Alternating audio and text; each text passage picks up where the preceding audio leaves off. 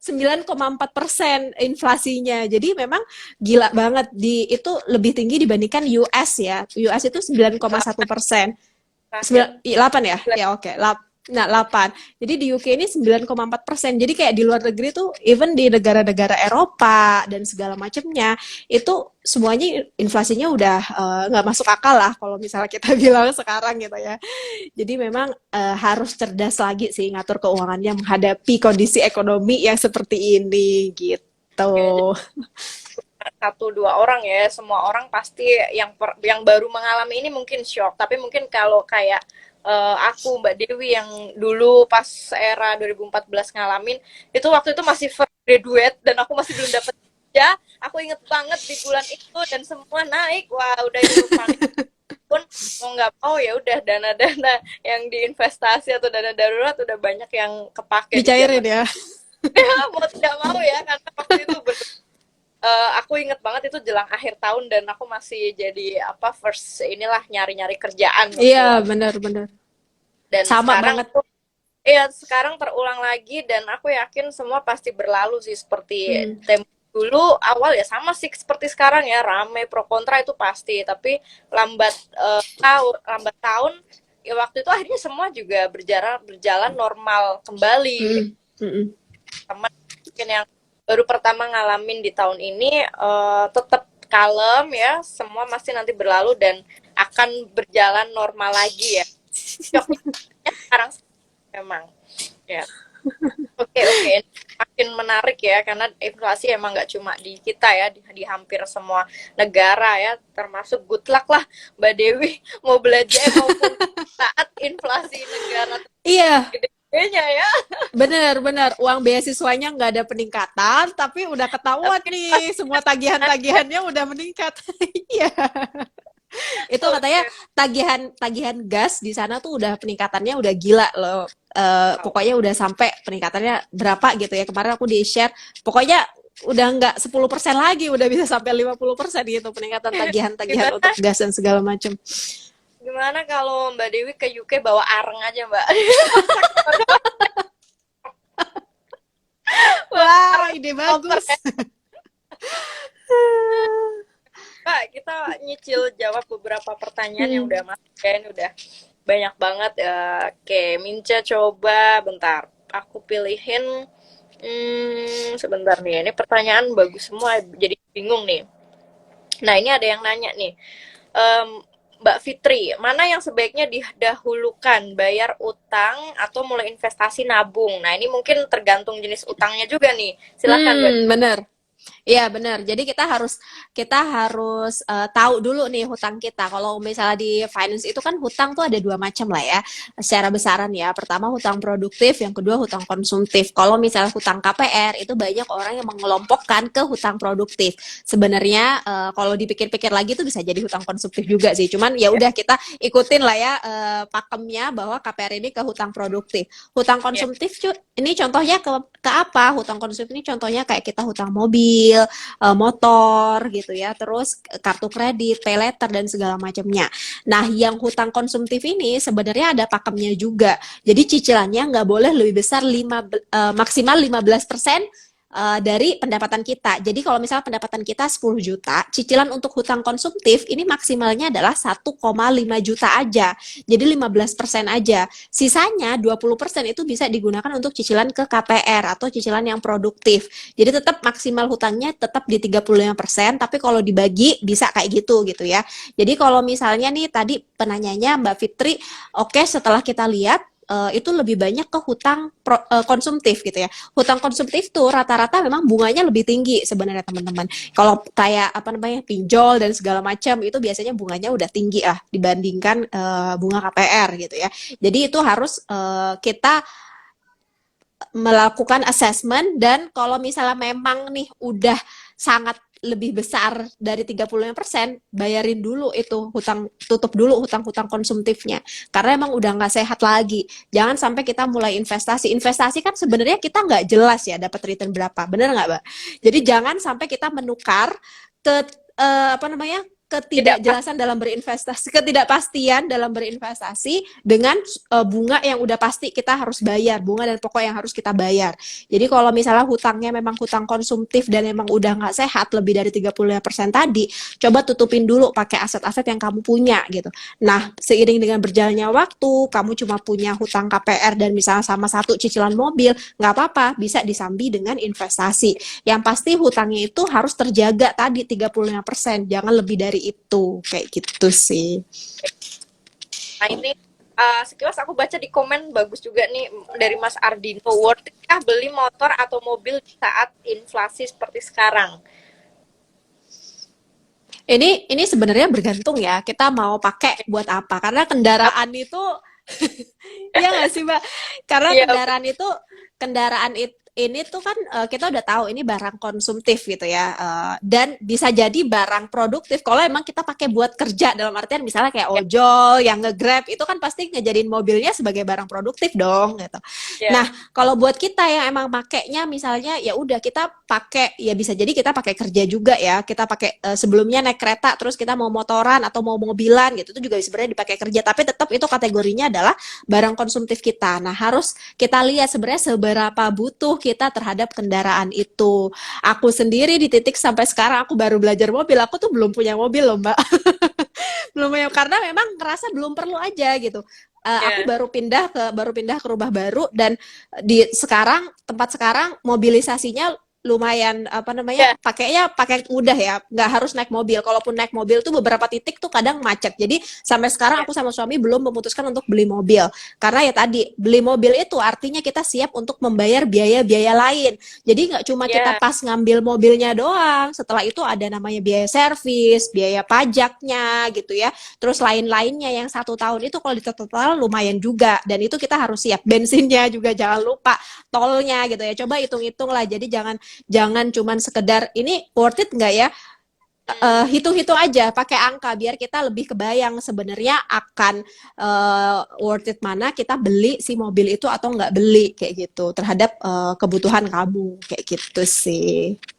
oke. Nah, kalau soal ini aku juga setuju ya terkait mobil tuh emang biaya lainnya banyak. Jadi bijaknya kembali ke teman-teman ya, sudah memang perlu untuk produktif atau tidak. Nah, silakan komunikasikan dengan pasangan. Kalau yang masih lajang, komunikasikan dengan calonnya ya atau dengan diri Iya. sendiri. Kita lanjut lagi nih.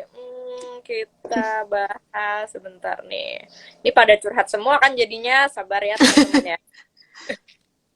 Nah, ini dari Mbak Sylvia. Untuk dana pensiun, persiapan. Lebih baik investasi di saham atau emas ya, Kak?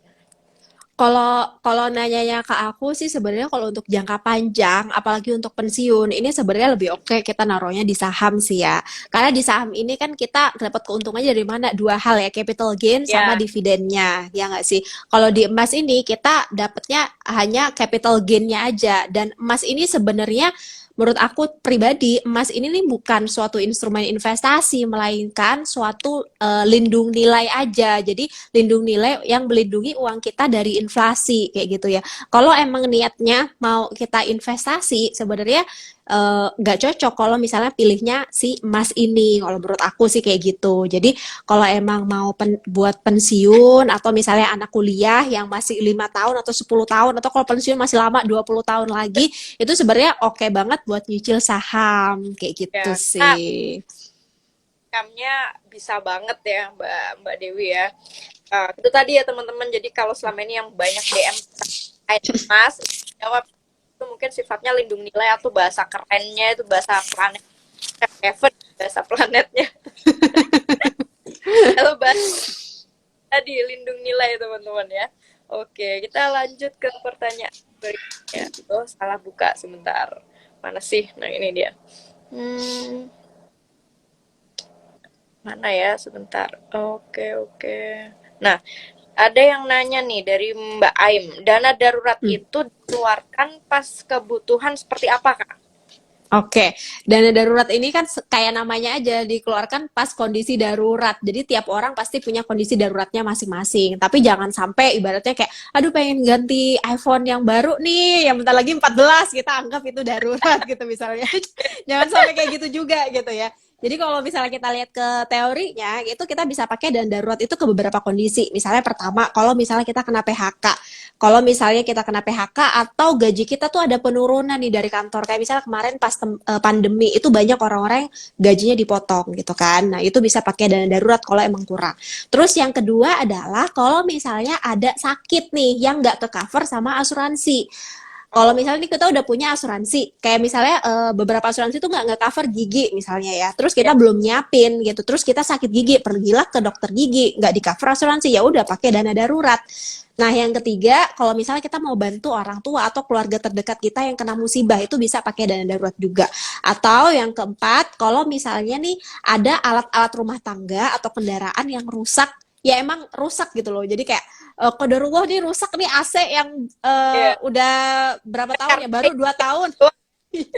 Iya, terus rusak gitu. Atau misalnya motor tiba-tiba nih harus rusak, harus ganti. Kayak misalnya handphonenya kecebur di WC gitu, jadi harus ganti. Nah itu berarti kan kondisinya darurat gitu. Nah itu ya. boleh pakai dana darurat kita gitu sih. Jadi selebihnya sedarurat apa itu balik ke kondisi masing-masing orang sih untuk menentukan kita mau pakai dana darurat atau enggak. Dan yang pasti abis kita pakai nih dana darurat nih itu jangan lupa tetap di top up lagi sampai uh, iya di top up lagi sampai full tadi 3 sampai 6 kali pengeluaran bulanan kita gitu. Dan itu basic banget sih. Jadi emang perlu banget. Kemarin itu pas Covid termasuk salah satu kondisi yang kita nih semuanya sadar bahwa yang namanya dana darurat itu penting banget, bener nggak Mbak? Kemarin buat colok PCR aja 1 juta gitu kan, dan itu nggak di cover kan sama asuransi BPJS gitu kan, dan itu jadi kayak inilah buat kita bahwa yang namanya dana darurat ini emang penting banget buat kita siapkan untuk kondisi-kondisi kayak gitu gitu.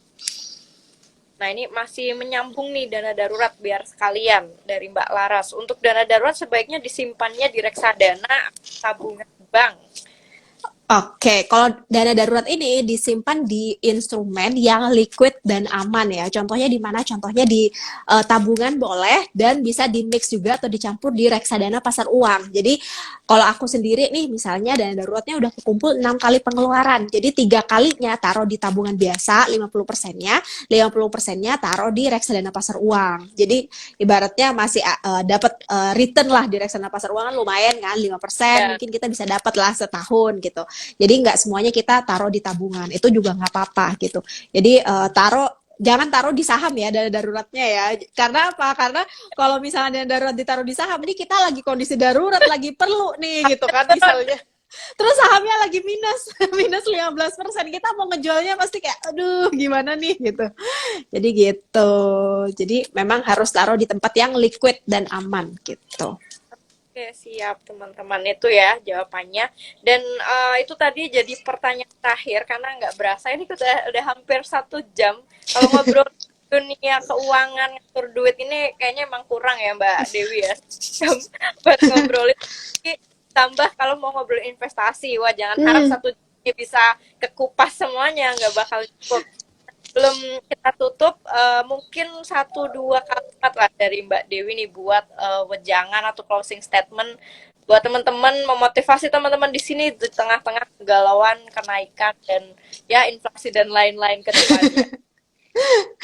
Oke, jadi sebelumnya aku juga buat makasih banyak nih buat Mbak Friska, buat ngerti saham yang udah ngundang, seru banget ya obrolannya. Jadi emang nggak kerasa ya, terakhir kemarin kita ketemu di event itu, kita ngobrol udah panjang kali lebar cerita-cerita. Iya, Dan sekarang cerita-cerita juga jadi panjang banget. Dan terakhir kalau dari aku sih teman-teman, kita belajar ngatur uang itu kalau bisa kita ngaturnya whole ya. Jadi nggak cuma fokus di investasinya juga penting, tapi kita coba belajar lagi yang lebih whole. Jadi financial planning itu nggak cuma tentang investasi aja. Kita ngatur cash flow-nya, manage dana darurat, manage asuransinya, dan segala macamnya itu part of financial planning yang itu juga akan kepake banget nanti untuk hidup kita gitu ya. Dan terakhir di kondisi yang kayak gini, harapannya semua teman-teman bisa apa namanya ya, keep calm. Kalau nggak mau keep calm, mau ikutan demo juga nggak masalah, mau menyuarakan aspirasi gitu kan. Ya itu karena aku di karena aku dibilangnya gini Mbak, kemarin aku kan bikin konten terus aku dibilangnya ini ya Mbak Dewi bisanya ngomong aja, nggak ngerasain sih rakyat kecil, masa kita dizolimi kita nggak ngomong. Ya nggak apa-apa, kalau kamu mau demo mau ngomong sama pemerintah silahkan gitu kan. Tapi kalau emang misalnya kita di titik yang kita nggak bisa nih kayak gitu juga, apa namanya, di tahap yang kita juga nggak bisa ngontrol pemerintah, kita nggak bisa ngontrol itu, apa namanya, perang Rusia Ukraine kapan berhenti juga bukan dalam area kontrol kita. Jadi kontrol yang bisa kita kontrol gitu ya. Artinya apa?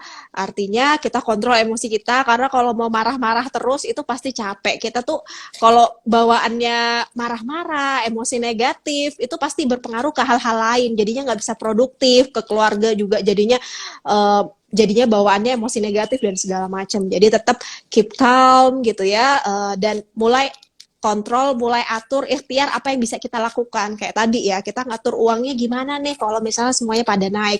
Investasinya harus gimana nih kalau semuanya pada naik gitu. Jadi itu aja dari aku. Semoga bermanfaat ya obrolannya di 1 jam ini. Makasih juga nih buat Mbak Friska.